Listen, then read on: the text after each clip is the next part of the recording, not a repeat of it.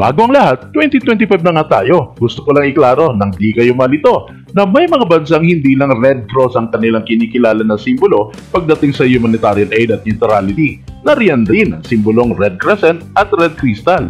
Huwag kayong malito dahil mapasimbolong Red Cross man yan, Red Crescent at Red Crystal, iisa lang po ang mga yan. Tanging ibinabagay lamang base sa nasyonalidad, paniniwala, relihiyon at kultura ng bawat lugar.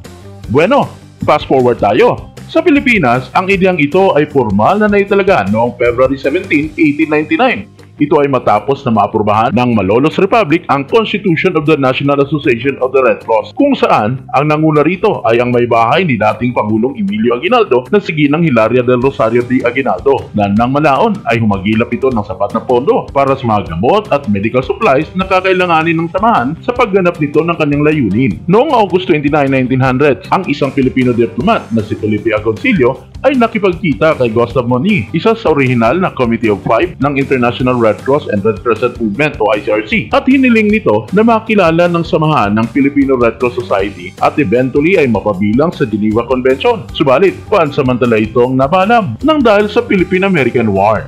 Bayan, huwag kaligtaang tumutok sa susunod pa nating mga videos nang malaman pa ang evolution ng Philippine Red Cross sa buhay nating mga Pilipino sa pagdaan ng ating mayamang kasaysayan.